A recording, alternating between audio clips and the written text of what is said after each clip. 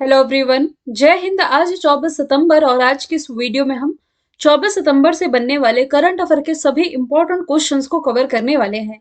Revision कर लेते हैं। 23 सितंबर को हम लोगों ने पढ़ा था कि अभी हाल ही में जो अडानी ग्रुप है ना, ये देश की दूसरी सबसे बड़ी सीमेंट कंपनी बनी है।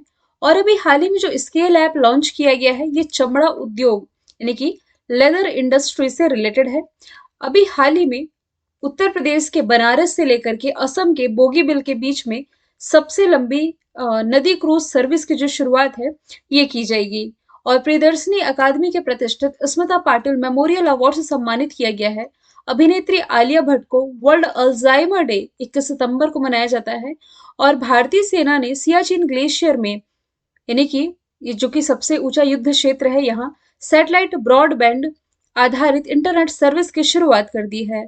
अभी हाल ही में बिहार ने नो बैग डे शुरू करने का फैसला किया है। और अभी हाल ही में जानी मानी शख्सियत राजू श्रीवास्तव का निधन हुआ, जो कि एक प्रसिद्ध कॉमेडियन थे। प्रधानमंत्री केयर फंड का नया ट्रस्टी बनाया गया है रतन टाटा, केटी थॉमस और करिया मुंडा को। Asia Pacific institute of broadcasting development की अध्यक्षता तो भारत कर ही रहा था, इसे 1 साल का एक्सटेंशन और दे दिया गया है। ये सभी क्वेश्चंस हम लोगों ने कल पढ़ लिए थे। अब देखिए, आप लोगों के कुछ कॉमन सवाल है जो कि आप लोग डेली कमेंट में पूछते हैं, तो मैं जवाब दे देती हूँ। आप लोग ये पूछ रहे हैं कि लास्ट 6 मंथ का करंट अफेयर प्रोवाइड करा दूं, है ना? तो देखिए, इससे भी बढ़ के मैं आप लोगों को बताऊं, 2021 की मैराथन सीरीज ऑलरेडी मैंने कंप्लीट करा रखी है। यदि आप मेरे चैनल के प्लेलिस्ट में जाएंगे तो ईयरली करंट अफेयर नाम से एक प्लेलिस्ट होगी। 2021 की पूरा A to Z current affair cover है। अब आप लोग कहते हैं 6 मंथ की करंट अफेयर, तो देखिए ये 2-3 पार्ट में आपको देखनी होगी। जनवरी से अप्रैल तक का करंट अफेयर ये ऑलरेडी मैंने प्रोवाइड करा रखा है। 1-1.5 घंटे की क्लास होगी, एक ये वीडियो देख लेंगे। फिर मई मंथली अपलोड है, जून मंथली ये भी अपलोड है, जुलाई मंथली अपलोड है, अगस्त मंथली अपलोड है। 4 महीने की जो पीडीएफ है ये मंथली फॉर्म में है, और बाकी स्टार्टिंग के 4 महीने का एक वीडियो में आप लोगों को मिल जाएगा। और सभी की पीडीएफ भी मैंने आप लोगों को टेलीग्राम पर शेयर कर रखी है। परेशान मत होइए, अब केवल सितंबर का रह गया, सितंबर खत्म होगा तो वो भी मैं आप लोगों को प्रोवाइड करा दूंगी। बाकी ऐसा नहीं कि आप लोगों को मंथली करंट अफेयर रह गया है, सब कुछ कवर है, बस एक बार आप लोग प्ले लिस्ट चेक कर लेंगे। दूसरी चीज ये कि आप मुझसे कांटेक्ट कैसे कर सकते हैं। देखिए, टेलीग्राम पर जो मेरी आईडी है कल्याणी मैम पीडीएफ, यदि आप सर्च करेंगे 16,000 के आसपास स्टूडेंट वहां मुझे वहां फॉलो कर रहे हैं। तो वहीं पर ना मैंने अपनी मेल आईडी छोड़ी है। तो मेल आईडी में यदि कोई आपको डाउट्स है या कुछ पूछना है, वो आप मुझे मेल में कर सकते हैं।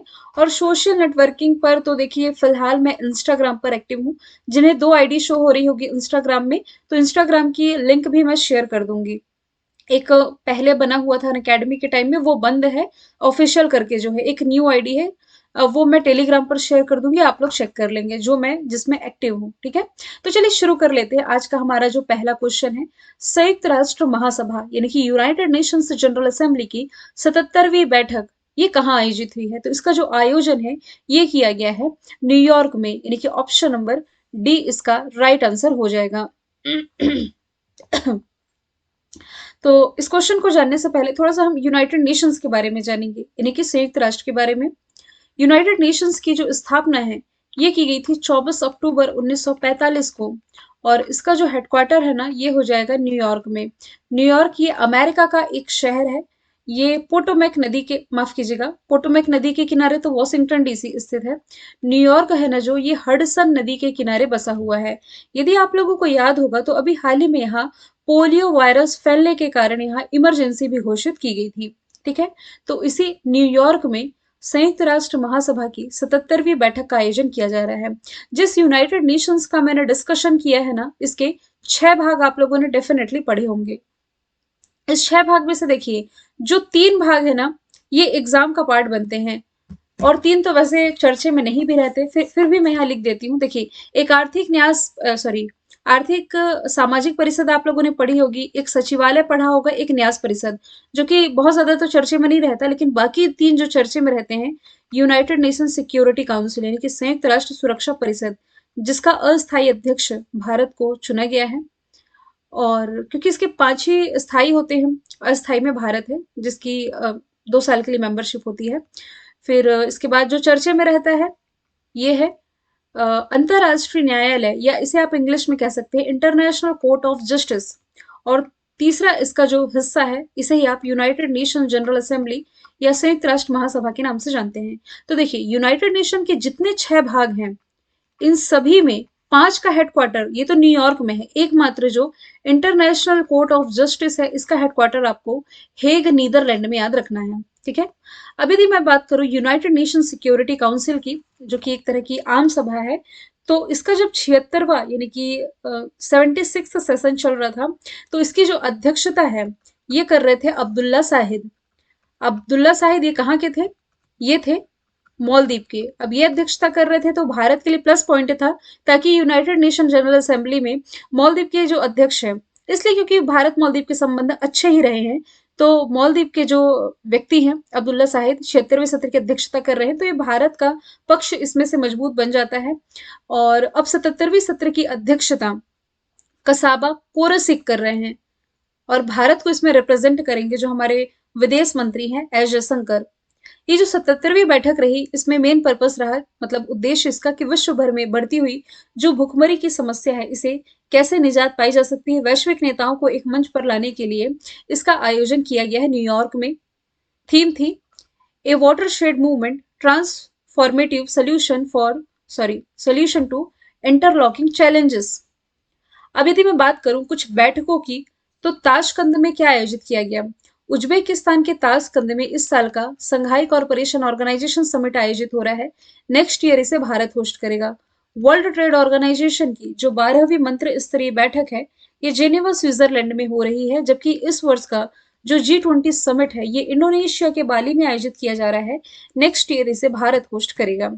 अगला प्रश्न है स्वदेश दर्शन योजना किस केंद्रीय मंत्रालय की पहल है? तो ये पहल है पर्यटन मंत्रालय की, यानी कि ऑप्शन नंबर बी इसका राइट आंसर हो जाएगा। पर्यटन मंत्रालय ने स्वदेश दर्शन योजना के तहत देखिए रामायण सर्किट यानी कि भगवान राम से जुड़े जो स्थल है इनके दर्शन के लिए, बौद्ध सर्किट यानी कि गौतम बुद्ध से जुड़े स्थलों के लिए, मतलब इसके तहत कुछ 15 पर्यटक सर्किटों की पहचान की गई थी।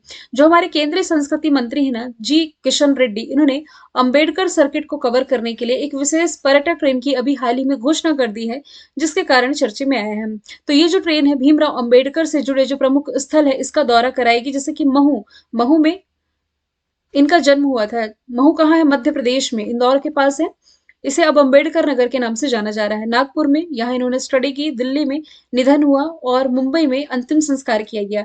अच्छा, मुंबई में अंतिम संस्कार किया गया तो इनकी समाधि स्थली आप लोगों को याद होनी चाहिए। बहुत बेसिक जीके का क्वेश्चन है कि चैत्य भूमि किसकी समाधि स्थली है? तो भीमराव अंबेडकर जी की है। और पूछा जाए कहाँ स्थित है, तो ये मुंबई में स्थित है। अच्छा, संविधान का जब निर्माण हो रहा था ना, तब बहुत सारी छोटी-छोटी कमेटियाँ बनाई गई थी। अच्छा, कमेटियों के बारे में हम बाद में डिस्कस करेंगे। थोड़ी-सी बेसिक प्रश्न यदि हम डिस्कस करें, तो इनका जो जन्म है ना, ये 14th ऑफ अप्रैल को हुआ था। 14th ऑफ अप्रैल 1891 में। अभी हाल ही में इनकी 131वीं जयंती मनाई गई है और इसी के मौके पर महाराष्ट्र का जो लातूर है, यहाँ स्टेच्यू ऑफ नॉलेज यानी कि ज्ञान का जो स्टेच्यू है इसका अनावरण किया गया है। अब इनसे रिलेटेड कुछ बनने वाले क्वेश्चन है, जैसे कि भारतीय संविधान का पिता किन्हें कहा जाता है? तो इन्हें कहा जाता है। ये भारत सरकार के कानून मंत्री भी रह चुके हैं। जन्म मैंने बता ही दिया है। जन्म हुआ कहाँ था? तो महू में हुआ था, जिसे आप अंबेडकर नगर के नाम से जाना जाता है। इन्होंने कुछ राजनीतिक दलों का गठन किया था, जिसमें कि भारतीय रिपब्लिकन पार्टी थी, स्वतंत्र लेबर पार्टी, अनुसूचित जाति संघ, ये इसमें से शामिल था। अच्छा, ये मैं बता रही थी आप लोगों को कि भारतीय संविधान का जब निर्माण हो रहा था तो इसमें काफी सारी छोटी बड़ी समितियां बनी थी, जिसमें कि एक इंपॉर्टेंट समिति एग्जाम का पार्ट बनती है प्रारूप समिति, जिसे आप क्या कहते हैं? ड्राफ्ट कमेटी के नाम से जानते हैं। Draft committee. तो ड्राफ्ट कमेटी में मेंबर कितने थे? याद रखना, टोटल 7 सदस्य थे। 7 सदस्य में ऐसे मैं डिवाइड कर रही हूँ 1+6 यानी कि एक अध्यक्ष और 6 इसके मेंबर थे। और इसे याद करने की मैंने आप लोगों को ट्रिक भी याद कराई है, जो मुझे काफी 2-3 महीने से भी फॉलो कर रहे होंगे उन्हें ट्रिक याद होगी। MMSAAK। अब ड्राफ्ट कमेटी के अध्यक्ष तो भीमराव अंबेडकर थे, इजी ही याद करना, लेकिन इनके सदस्यों से रिलेटेड जो एमसीक्यू बनते हैं ना, इसमें ये पूछ लिया जाता है कि ड्राफ्ट कमेटी के सदस्य इनमें से कौन नहीं थे, ऐसा पूछ लिया जाता है। बहुत इजीली आप लोगों को याद हो जाएगा, MMSAAK, बस इतना। मित्र मुंशी सादुल्ला आयंगर अय्यर खेतान, 2-3 बार बोलेंगे तो याद हो जाएगा। मित्र मुंशी सादुल्ला आयंगर अय्यर खेतान, याद हो गया। अब फर्स्ट और लास्ट का चेंज कर दो। मित्र के जगह बाद में माधवन आ गए थे, एम गए तो एम आए, और लास्ट में के गए तो के ही आएंगे। खेतान गए तो कृष्णमचारी आ गए थे। बहुत इजीली मेरे हिसाब से आप लोगों को याद हो गया होगा। MMSAAK, मित्र मुंशी सादुल्ला आयंगर अय्यर खेतान। तो एम की जगह माधवन आए, यानी कि एम की जगह एम आई, के की जगह के, यानी कि कृष्णमचारी आ गए थे। ठीक है, इतना डिस्कशन काफी था मेरे हिसाब से। अब तो अब चलिए यहाँ से बाकी ऑप्शन के बारे में हम डिस्कस करें तो परिवहन मंत्रालय नितिन जयराम गडकरी जी संभाल रहे हैं। इन्होंने भारत का पहला मल्टी मॉडल लॉजिस्टिक पार्क, इसकी आधारशिला असम के जोगी गोपा में रखी थी। कल मैंने बोगी बिल बता दिया था गलती से, जोगी गोपा है ये, है ना, याद रखेंगे। गृह मंत्री कौन है? तो ये अमित शाह है। गृह सचिव यदि पूछा जाए तो अजय कुमार भल्ला है। इन्होंने स्टेच्यू ऑफ पीस का अनावरण किया है श्रीनगर से। आईटी मंत्रालय तो देखिए अश्विनी वैष्णव ने ना अभी हाल ही में सफल 5G ऑडियो और वीडियो कॉल का ट्रायल किया था आईआईटी मद्रास से। अगला प्रश्न है, खबरों में रहा किगाली संशोधन, ये जो कार्रवाई है ये किससे संबंधित है? तो ये संबंधित है क्लोरोफ्लोरोकार्बन में कमी लाने से। अब आप लोगों ने बेसिक पढ़ा होगा कि जो क्लोरोफ्लोरोकार्बन है, मतलब कि बेसिकली रेफ्रिजरेटर में इस गैस का इस्तेमाल होता है। हम पढ़ते हैं ना कि हमारा जो ग्रीन हाउस का जो प्रभाव है, ये कार्बन डाइऑक्साइड गैसों से ये प्रभावित होता है। तो मैं आपको बता दूं, जितना कार्बन डाइऑक्साइड से हमारा मतलब जो टेम्परेचर नहीं बढ़ता, उससे कहीं गुना तो क्लोरोफ्लोरोकार्बन से, मतलब आप कहें एक लाइन में बताऊं तो कार्बन डाइऑक्साइड से भी 1000 गुना घातक, यदि 1000 गुना खतरनाक यदि आप कहें तो ये क्लोरोफ्लोरोकार्बन होता है। शॉर्ट में आप इसे CFC कहते हैं। यहाँ हाइड्रोक्लोरोफ्लोरोकार्बन की बात की जा रही है। तो मतलब कि भारत ही नहीं, पूरा जो वर्ल्ड है ये जलवायु परिवर्तन की समस्या से गुजर रहा है, और इसका मुकाबला करने के लिए भारत के अलावा अन्य 150 से 200 देशों ने हाइड्रोकार्बन जो है, हाइड्रो CFC है, इसके इस्तेमाल को कम करने के लिए एक किगाली समझौता किया था। ठीक है, और यही किगाली समझौता अभी चर्चे में है। इसलिए चर्चे में है क्योंकि ये टारगेट रखा गया है कि नेक्स्ट 14 ईयर में हाइड्रो क्लोरोफ्लोरोकार्ब सॉरी नेक्स्ट 14 ईयर में इसके उत्पादन को कम किया जाए, ताकि जो जलवायु परिवर्तन की समस्या है जिससे हम गुजर रहे हैं, इसे कुछ हद तक तो निजात मिल ही सके। क्योंकि हमारी जो आबादी है लगातार बढ़ते जा रही है और संसाधन है जो कि सीमित है ना। तो वृक्षारोपण को तो बढ़ावा दिया ही जा रहा है। इंटरनेशनल सोलर अलायंस भारत अपना ही चुका है, मतलब कि नवीकरणीय ऊर्जा के क्षेत्र में भी भारत कार्य कर रहा है। लेकिन ये हाइड्रोक्लोरोफ्लोरोकार्बन की कमी के लिए जो किगाली समझौता है, संशोधन, ये अभी चर्चे में रहा था। नवीकरणीय ऊर्जा तो देखिए, नवीकरणीय ऊर्जा के क्षेत्र में भारत ने काफी सारी पहले कर रखी है, जिसमें कि मैंने बता ही दिया है कि इंटरनेशनल सोलर अलायंस 2015 में जो COP21 हुआ था ना, कॉन्फ्रेंस ऑफ पार्टीज 21, फ्रांस के पेरिस में, तब भारत और फ्रांस की ही पहल थी। International solar alliance money laundering से रिलेटेड आप एक संस्था याद रख सकते हैं, मतलब कि मनी लॉन्ड्रिंग पर निगरानी रखने के लिए संस्था है। Financial action task force G7 countries के द्वारा इसकी स्थापना की गई थी, और इसी के द्वारा पिछले 3 सालों से पाकिस्तान को ग्रे लिस्ट में रखा गया। इसकी 3 लिस्ट मैंने बताई थी आप लोगों को, ग्रीन लिस्ट, ग्रे लिस्ट और ब्लैक लिस्ट। यहाँ डिटेल में नहीं जाएंगे, FATF का डिस्कशन आएगा तो मैं बताऊंगी। जनसंख्या वृद्धि तो देखिए, विश्व जनसंख्या दिवस 11 जुलाई को मनाया गया। इस मौके पर अभी हाल ही में वर्ल्ड पॉपुलेशन रिपोर्ट रिलीज की गई। कहा गया कि अगले साल तक, यानी कि 2023 तक भारत पॉपुलेशन के मामले में चाइना को पीछे छोड़ देगा। गोल कीपर्स ग्लोबल गोल्स अवार्ड से किसे सम्मानित किया गया? तो अफगानिस्तान की जारा जोया, युगांडा के वेनेसा नाकाटे की नियुक्ति अभी किस पद पर की गई है? कुछ दिन पहले मैंने बताया, आप लोगों को याद होगा। राधिका बत्रा भारत की, और उर्सुला वांडेर ये यूरोपीय यूनियन की पहले प्रमुख थी। अभी तो रॉबर्टे मट्टेसोला बनी है ना। तो इन सभी को ही Bill and Melinda Gates Foundation के द्वारा सस्टेनेबल डेवलपमेंट गोल, यानी कि सतत विकास लक्ष्य, टोटल इसके 17 पैरामीटर होते हैं, जैसे कि गरीबी, भूखमरी, रोजगार, इन सभी क्षेत्रों में कार्य करने के लिए इन्हें पुरस्कृत किया गया है। वैसे यदि आप रिलेट करोगे तो इसी bill and Melinda Gates Foundation के द्वारा प्राइम मिनिस्टर नरेंद्र मोदी को भी एक अवार्ड से सम्मानित किया गया था। अवार्ड का नाम है गोल कीपर अवार्ड। क्यों सम्मानित किया गया था? तो भारत सरकार की, यानी नरेंद्र मोदी की जो पहल थी स्वच्छ भारत अभियान, जो कि 2014 में शुरू की गई थी, इसके लिए इन्हें गोल कीपर अवार्ड से सम्मानित किया गया था।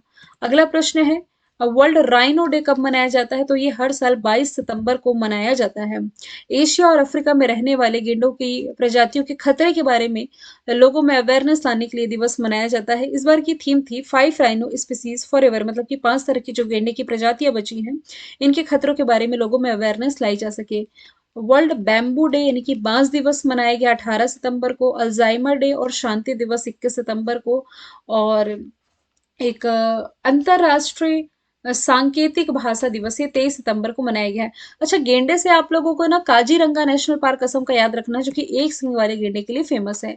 खबरों में रहा जो मून लाइटिंग है, यह किस क्षेत्र से संबंधित है? तो मून लाइटिंग ये संबंधित है रोजगार से। अभी क्यों चर्चे में आया है? तो अभी देखिए, जो प्रसिद्ध आईटी कंपनी विप्रो, इसने अपने 3 कर्मचारियों को इनकी सर्विस जो कि समाप्त कर दी है। मतलब कि मून लाइटिंग कहने का मतलब है कि एक जो कर्मचारी है एक ऑफिस में कार्य कर ही रहा है, इसके अलावा इसका कोई साइड बिजनेस होता है, मतलब कि एक ही साथ ये 2 जगह काम कर रहा हो। तो विप्रो का ये मानना है कि भाई हमारे ऑफिस में जो बंदा काम कर रहा है, ये कंपटीशन बढ़ा रहा है दूसरे ऑफिस में काम करते हुए, है ना? अब देखिए, बीच में कोरोना काल आया था, तो कोरोना काल में वैसे ही लोगों की आदत वर्क फ्रॉम होम की हो गई है। अब फिर लॉकडाउन खुला तो लोग ऑफिस जाकर के काम करने लगे और खर्चे इतने बढ़ रहे हैं कि लोग चाहते हैं कि हमारे पास कुछ एक्स्ट्रा काम हो। तो कंपनी इसका उल्लंघन मान रही है और फिर एक कंपटीशन बढ़ाना कह रही है इसे, और इस तरह इसने 300 कर्मचारियों को बर्खास्त कर दिया, यानी कि सेवा से मुक्त कर दिया है। अंतरिक्ष विज्ञान से संबंधित आप इंटरनेशनल स्पेस स्टेशन रिलेट कर सकते हैं। 1998 में इसकी स्थापना हुई। भारत नहीं, मतलब धरती से लगभग 400 किलोमीटर के ऊपर का जो क्षेत्र है, यहाँ एक तरह का चलता फिरता घर, 2 BHK का फ्लैट आप कह सकते हैं, जो कि 5 देशों की स्पेस एजेंसीज के द्वारा स्थापित किया गया था। जापान की स्पेस एजेंसी जैक्सा, नासा जो कि अमेरिका की space agency, Canada space agency, European space agency और इसके अलावा रॉस कॉस्मस, यहाँ अंतरिक्ष यात्री जाते हैं, मतलब इन देशों के अंतरिक्ष यात्री जाते कई महीने रहते और अपनी रिसर्च कंप्लीट करते थे। लेकिन अब जो रशिया है इससे एग्जिट होने जा रहा है, ये अपना खुद का स्पेस स्टेशन बनाएगा। हालांकि चाइना भी खुद का स्पेस स्टेशन बना रहा है, लेकिन ये आईएसएस का सदस्य नहीं था, वो तो शुरू से अलग था। फिर टीकाकरण में आपको याद रखना इंद्रधनुष योजना, ये टीकाकरण कार्यक्रम से रिलेटेड है। 7 बीमारियों को टारगेट करने के लिए, जैसे इंद्रधनुष में 7 कलर होते हैं, वैसे ही 7 बीमारियों को टारगेट करने के लिए 2015 में इंद्रधनुष योजना लाई गई थी, जिसके क्रियान्वयन में जो राज्य टॉप पर है ये ओडिशा है। और कल मैंने आप लोगों को चमड़ा उद्योग से रिलेटेड बताया था कि स्केल ऐप लॉन्च किया गया है। अगला प्रश्न है, भारत ग्रैंड प्रिक्स 2023 की मेजबानी कौन सा शहर करेगा? जैसे आप लोगों को मैं मोनाको ग्रैंड प्रिक्स पढ़ाती हूँ, फ्रेंच ग्रैंड प्रिक्स पढ़ाती हूँ, जर्मन ग्रैंड प्रिक्स पढ़ाती हूँ, तो भैया भारत में भी ग्रैंड प्रिक्स होने जा रही है। अगले साल ग्रेटर नोएडा में इसका आयोजन किया जाएगा। इस प्रतियोगिता में 19 देश के प्रतिभागी हिस्सा लेंगे, तो देश में रोजगार के अलावा पर्यटन और व्यापार को भी बढ़ावा मिल सकेगा। दुनिया की सबसे बड़ी रेसिंग प्रतियोगिता है, वैसे ये यूरोपियन कंट्री मोस्टली आयोजित की जाती है, भारत में हो रही है। भारत में वैसे एक बार हो चुका है, ये दिल्ली नोएडा 2010 में आयोजित की गई थी, है ना? तो नोएडा, नोएडा से ग्रेटर नोएडा लिखा है, लेकिन नोएडा से मैं आप ये बताना चाहती हूँ कि पॉड टैक्सी भारत में जो पहली बार है, नोएडा में ही चलाई जाएगी। बैंगलोर में अभी रिसेंटली देखो, स्पोर्ट्स से यदि आप रिलेट करोगे ना, तो खेलो इंडिया यूनिवर्सिटी गेम्स का दूसरा एडिशन बैंगलोर में ही अभी संपन्न हुआ, जिसमें कि जैन यूनिवर्सिटी बैंगलोर टॉप पर थी। फिर भुवनेश्वर में इंटरनेशनल हॉकी फेडरेशन 2023 का जो हॉकी मेंस वर्ल्ड कप है, भुवनेश्वर और राउरकेला में होगा। इस वर्ष का जो चौथा खेलो इंडिया यूथ गेम्स रहा, हरियाणा के पंचकुला में संपन्न हुआ, और जिसमें कि टॉप पर थी हरियाणा ही। अगला प्रश्न है, नॉर्थ चैनल को अच्छा, मैं लोकेशन नहीं रख पाई हूँ, माफ कीजिएगा, इस क्वेश्चन को कभी रिपीट में पढ़ाऊंगी तो बता दूंगी। नॉर्थ चैनल को पार करने वाले उत्तर पूर्वी भारतीय एल्विस अली हजारिका किस राज्य से संबंधित है? तो इस प्रश्न से तो आप कुछ एलिमिनेट कर ही सकते हो कि भाई हरियाणा नहीं होगा, उत्तर पूर्वी राज्य की बात की जा रही है, तो आंध्र प्रदेश भी नहीं होगा। कुछ एलिमिनेट करेंगे तो गेस कर ही सकते हैं 50-50 में। तो असम इसका राइट आंसर हो जाएगा। ये नॉर्थ चैनल पार करने वाले सबसे उम्र दराज भारतीय तैराक भी बन गए हैं। इन्होंने 14 घंटे 38 मिनट का समय लेकर के इस चैनल को पार कर लिया है। असम से बिलोंग करते हैं। लोकेशन क्या लिखी है कि उत्तरी पूर्वी आयरलैंड और दक्षिण पश्चिमी स्कॉटलैंड के बीच का नॉर्थ चैनल है, मतलब ये ब्रिटेन वाला एरिया, अटलांटिक सी के पास। जो आप मैपिंग मुझसे पढ़ते होंगे, याद आ गया होगा कहाँ की लोकेशन बता रही हूँ।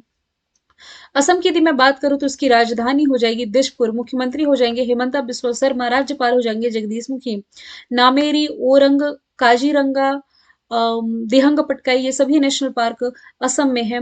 यहाँ की एक मनोहारी गोल्ड टी है, जिसे अभी हाल ही में मनोहारी गोल्ड टी, ये 99,999 रुपए प्रति किलोग्राम में बिकी थी, इसलिए ये चर्चे में आई थी। और असम ना ये one nation one ration card योजना को लागू करने वाला भारत का अंतिम राज्य भी है। और मल्टी मॉडल लॉजिस्टिक पार्क के बारे में ये मैंने बता ही दिया है। नदियों में नेविगेशन की फैसिलिटी प्रोवाइड कराने वाला पहला राज्य ये भी असम ही है। चलिए स्पोर्ट्स, ये मतलब कुछ खिलाड़ियों का डिस्कशन हम कर लेते हैं, जैसे कि हरियाणा से बिलोंग करते हैं बजरंग पुनिया, नीरज चोपड़ा, साक्षी मलिक और फोगाट सिस्टर जितनी हैं सभी ये हरियाणा से हो जाएंगे। मणिपुर से मीराबाई चानू और मेरी कॉम, जो कि 6 बार, मीराबाई चानू ध्यान रखिए ये वेट लिफ्टिंग से रिलेटेड है। और जो मेरी कॉम है, बॉक्सर है, 6 बार की वर्ल्ड चैंपियन। नीरज चोपड़ा भाला फेंक से, बजरंग पुनिया, साक्षी मलिक ये सभी पहलवान हैं। आंध्र प्रदेश के एक पर्वतारोही हैं, पर्वतारोही विराट चंद्र, मात्र 7 साल की उम्र में अफ्रीका की जो सबसे ऊंची चोटी माउंट किलिमंजारो, इस पर फतह करने वाले सबसे विश्व के सबसे कम उम्र के पर्वतारोही बने थे। और असम से ना आप ढींग एक्सप्रेस, हिमा दास का नाम रिलेट कर सकते हो। और लवलीना बोरगोहेन बॉक्सर हैं, टोक्यो ओलंपिक में ब्रॉन्ज जीती थी, ये भी असम से हैं। अगला प्रश्न है, किस देश ने अपनी राजधानी बदल करके, नाम बदल करके अस्ताना कर दिया? कुछ दिन पहले, यानी पिछले ही साल न्यूज थी, कजाकिस्तान की जो राजधानी है अस्ताना, इसका नाम नूर सुल्तान किया जा रहा है। नूर सुल्तान रही कुछ टाइम, अब फिर से अपनी राजधानी इसने अस्ताना करने का फैसला किया है। तो सरकारी अधिकारियों और राजनेताओं का यह जो निर्णय है, सोवियत संघ, मतलब कि वही यूएसएसआर, जिसे सोवियत संघ कहते हैं, 1991 में अलग हुआ था, 15 देशों में विभक्त हुआ था। तो अभी संशोधन किया गया और फिर से अस्ताना के लिए यहाँ मतदान कर दिया गया है। कजाकिस्तान, जिसकी लोकेशन आप देख पा रहे हैं, ये कैस्पियन सी से सीमा साझा कर रहा है। एग्जाम में ऑप्शन देकर के पूछा जाता है कि इनमें से कौन सी कंट्री है जो कि कैस्पियन सी से सीमा साझा नहीं करती है। इसका ट्रिक आप लोग याद रख लीजिए, कृति, किसी लड़की का नाम होता है, कृति वैसे होता है, लेकिन आप कृति याद रख लें। कैस्पियन सी की बॉर्डर कंट्री याद करने की ट्रिक है। के फॉर कजाकिस्तान, फिर आर आ रहा है यानी कि रशिया, दूसरा हो जाएगा रशिया। फिर ए आ रहा है, ए यानी कि अजरबैजान। फिर टी आ रहा है, टी यानी कि तुर्कमेनिस्तान। फिर आई आ रहा है, आई यानी कि ईरान। यही 5 कंट्रीज है जो कि कैस्पियन सी से सीमा साझा करती हैं। याद रखेंगे, उज्बेकिस्तान सीमा साझा नहीं करती है, बल्कि उज्बेकिस्तान और कजाकिस्तान के बीच में आप अरल सागर देख रहे हैं, जिसका 90% पानी सूख चुका है। एग्जाम में पूछा गया सवाल है, अरल सागर किन दो देशों के बीच में है? तो कजाकिस्तान और उज्बेकिस्तान के बीच में स्थित है। इंडोनेशिया ये अपनी नई राजधानी नुसंतरा बनाने जा रहा है, इसलिए चर्चे में आया था। तुर्की ने अपना नाम तर्कीय रखने के लिए यूनाइटेड नेशन में प्रस्ताव डाला था। और श्रीलंका की 2 कैपिटल आप लोगों ने याद रखी होगी, एक commercial capital commercial capital Colombo, और एग्जीक्यूटिव कैपिटल जयवर्धनेपुरम कोट्टे। ये क्वेश्चन मैंने रिवीजन के लिए रखा है कि नेक्स्ट ईयर का जो ऑस्कर होगा, इसमें भारत की आधिकारिक प्रविष्टि की इस फिल्म को घोषित किया गया छेलो सो, जिसका इंग्लिश में मतलब होता है लास्ट फिल्म। ये एक अंग्रेजी फिल्म है जिसके जो डायरेक्टर हैं पाल नलिन हैं। और फिर ये एक 9 साल के किशोर लड़के की कहानी है, जो कि रहता गांव में है, लेकिन इसे सिनेमा से बड़ा लगाव है। 83 मूवी के लिए जो रणवीर सिंह हैं, इन्हें फिल्म फेयर अवार्ड इस साल का मिला है। और उद्धम सिंह के लिए जो विकी कौशल है, इन्हें इस साल का आईफा मिला है। नोमैडलैंड पिछले वर्ष का, यानी कि 94th ऑस्कर विनर जो मूवी रही, ये नोमैडलैंड रही थी। मैंने कल आप लोगों से पूछा था, मुख्यमंत्री गोवंश मोबाइल चिकित्सा योजना छत्तीसगढ़ ने शुरू की। आज का सवाल है, पांग लहपसोल फेस्टिवल किस राज्य में मनाया गया है? आंसर कमेंट बॉक्स में बताइएगा। कहाँ कहाँ जुड़ना है मैंने टेलीग्राम का भी बता दिया, इंस्टाग्राम का भी बता दिया, मेल का भी बता दिया। स्टार्टिंग में ही बताया, फिर से आप सुन लीजिएगा। फिर मिलेंगे हम नेक्स्ट वीडियो के साथ। Thank you so much.